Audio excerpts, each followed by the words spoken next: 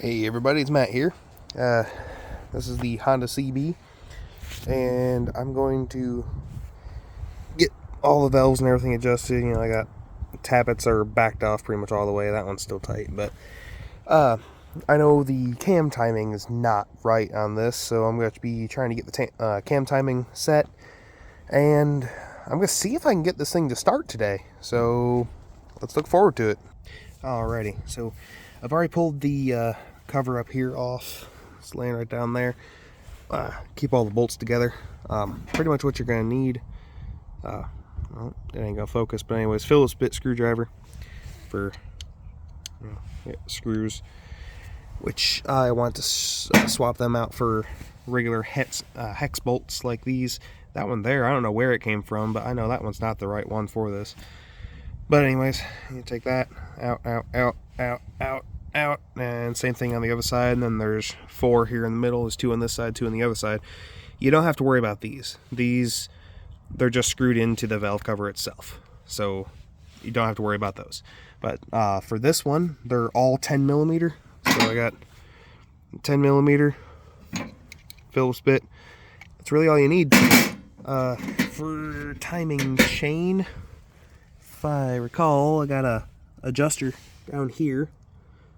Yeah, can't really see it, there's a lot of glare, but there's an adjuster down there. Then this is also like a hard adjustment up here, so you can use this when you're up here. I just use it's also 10 millimeter ratcheting wrench, and just crank that loose. And yeah, so I'll go ahead and pull all that out and get this off of here. Well, I just remembered a little tip. You want to take the Phillips bit screws out first, because while these are all still tightened, the pressure is on those. It's on everything evenly, but you want more pressure to be on the hex bolts than these, because these can be a pain to get off. And I mean, they're not very long. You see, they just run through the casing right there. But if there's a lot of pressure on them, it'll be a lot harder to pull these off. And that's why this one here, if it'll focus, there we go. See, it's getting a little bit stripped out because you got to put a bunch of pressure in on it and try turning it. Kind of hurts too. So, and I don't know what state you may be in for, how far apart you have your storm apart, but these covers go on here. Them 2 holes. You got the pegs there, and there's that little screw right there. That's what holds it on. It goes in there. So, if you're just wondering, if you haven't started working on it yet, that's what's under those covers. Also, see, I got all these loose now. If you look at these, it has a little L, and that one has a little R. So you can, there's handlebars, left side, right side, just so you can just know exactly where to put them. It's because these holes are not centered, so they just have to be right. But I'm gonna go ahead and pull all these bolts out. I like to keep everything in a small box here. These ones here are pretty much the only ones that I want to keep separated because they're shiny, a little bit different. They're internal. So put them right up there. Let's grab the other side.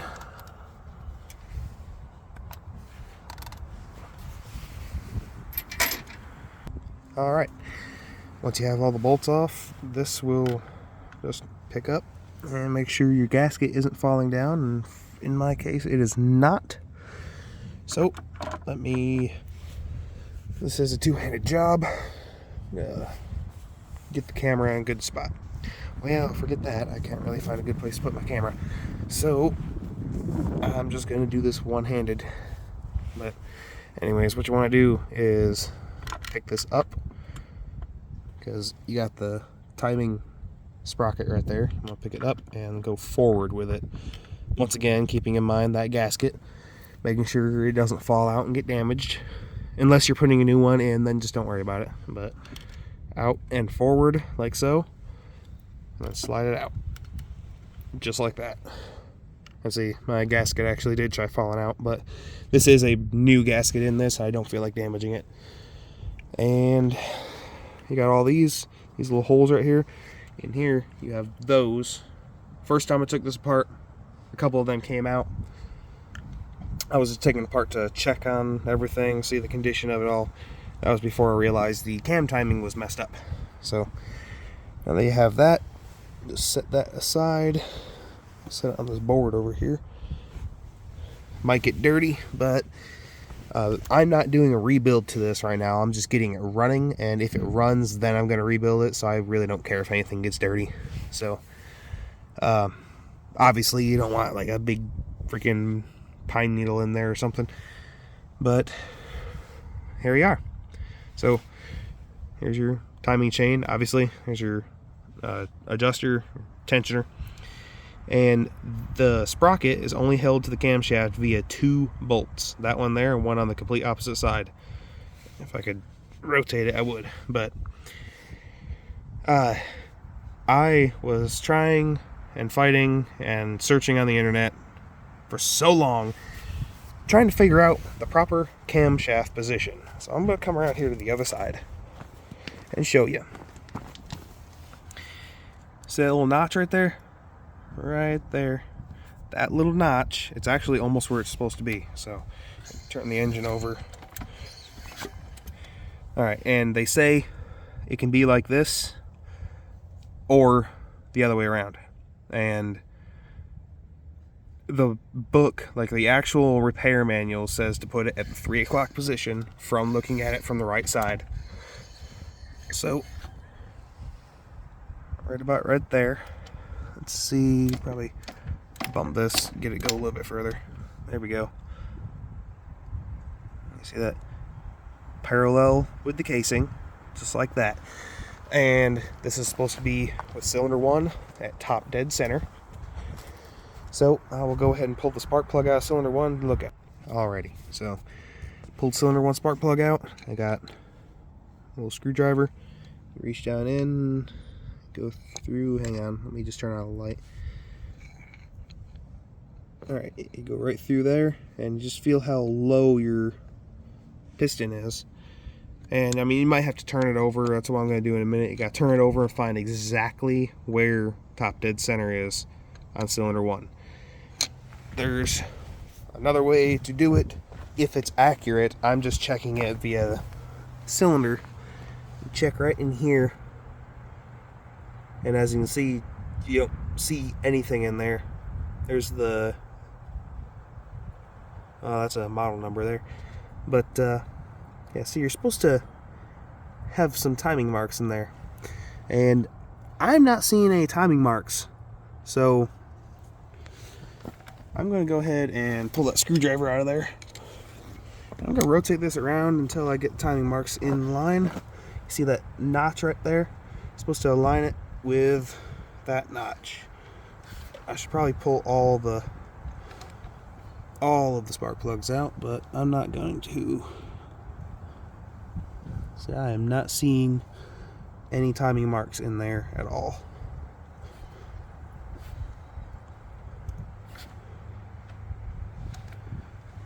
I mean, that was one whole revolution. I'm not seeing any timing marks on mine. So, I mean, there is that number right there with 323. That's, yeah, no. It would say T, like right now. Essentially, this should be at the, what is that, like compression stroke? Yeah. Yeah, based on the cam position over there. It should be at compression stroke on cylinder 1. So it's getting ready to fire, and then it's going to open the exhaust valve.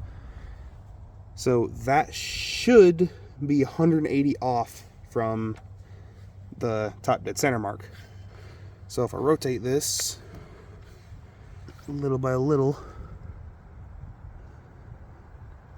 see, that just says TEC right there, same as that. So that's the only markings I'm seeing in there. But you rotate this until that notch, because I'm pretty sure I have my timing right on this. Rotate that like so. Let me bump it. There we go. That right there, or well, there we go. I guess in this one, that block right there is your timing mark. That's the only thing I can figure. because there are no timing marks in this Spark Advance. But if you look, the cylinder 1-4 points are open. This should be ignition, power stroke. This is the ignition fire stroke on cylinder 1, should be. You can see that's 1 and 4 right there. This side is 1 and 4. This extra plate over here, 2 and 3. So I might need to adjust my timing a little bit on ignition. But as far as cam goes, I'll go ahead and check this one more time. But as far as cam timing goes, I believe I got it. I mean, it is right there. It is at the top. So I'm going to go ahead and roll it over while feeling it and see. Okay. I turned it and felt it when the cylinder 1 came up, and as soon as it started going back down, and I looked and turn this camera around, you can see that notch is not quite level. So that tells me timing is accurate, but it is like 1 tooth off. So I'll have to loosen the chain tensioner, take those 2 bolts off, drop this down into this groove right here, and rotate the chain 1 tooth this way. So it'll be pull it out here and then work it around just that 1 tooth, and then stick it back up on there. So I'm gonna go ahead and get that done. All right, so 10mm, I've already cracked both sides loose. You just spin them off and be very careful not to drop it in the engine. I almost did it the first time, and I'm like, you know what? So I grabbed a magnetic, one of them telescopic magnets, and I actually used the magnet to screw it out just like I'm doing right now. I just stuck the magnet to it and unscrewed it, and it worked just fine. But I'm just gonna go ahead and keep recording here. I need both hands for this, so unscrew that one, be careful with it, and then don't set it on the seat like I did last time and dropped them on the floor. Put it in the toolbox, and then you want to see that's up now. Go ahead and rotate it. I'm just using the Kickstarter to rotate it because in the beginning, when I first started working on this, so many people said to go ahead and hook a socket or a wrench or something on that. Well, I did that, and guess what broke? The outer piece here, I got it tightened down with this bolt in the center, but the outer piece, it goes in, has little wings that stick up to hold on to that. Well, it snapped those wings right off because the engine was seized, and that's what the people in the video were telling me to do if the engine's seized, to rotate it by that. It's not what I had to do at all. I actually had to pull all this off and physically, with a block of wood and a hammer, beat the cylinder loose. A cylinder hone, cleaned it out with a cylinder hone, filled them with PB Blaster, let it sit for a few days, and then cleaned it out again. And now it's nice and free and actually has compression. So, but anyways, that's not what I'm working on today. So I'll go ahead and get this one off too, and I might actually be able to do this one hand. I was getting oil all over my hand.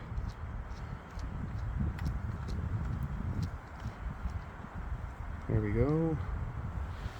Just like that. I'll lay that back in there. Then you take this. I'm going to get this out of the way. You take this, pull it off. If it'll come off. I forgot to loosen the chain tensioner, but you set that down just like that. And now you should be able to work it around and get just enough slack on the chain to move it around 1 tooth. So I'll try to record it, but I'm going to get to the point of doing so. Okay, I'm going to try recording this the best I can. So I'll back that off. You turn that bolt to the right and it pulls that back. And you should be able to pull this up. Well, if I don't slip it, just like that. Sorry. But just like that, you see I'm moving around one tooth. And there. And now pop this back. Might need to adjust what I'm doing down below. Slide that back up there. You see it's almost lined up, so go ahead and line it up. Oop, went too far. There we go. And then put the bolts back in. So cylinder 1 should be a little bit down now. Should be. Here's my screwdriver.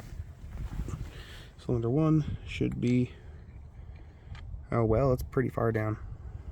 Well, I guess that was just a fluke, because I turned it all back around, and I guess it may have just been 180 off. I'm not sure how, but I got cylinder 1 top dead center again. And if you look, that notch is almost level, so bring it up to where the holes line up. If I can get that to go where it needs to be. Oh, I think I was pulling it a little too far. Well, come on, do you wanna? I swear. Well, that does not want to go on there. What is the deal? Well, let me figure this out. Okay, I was just being difficult. I got that now. So, alright, so cylinder 1 still at top dead center. The holes are lined up. Bolts aren't in it yet, but the holes are lined up. Come around to this side. See, notch. And it's not quite there. It could probably go one more tooth. So, let's see.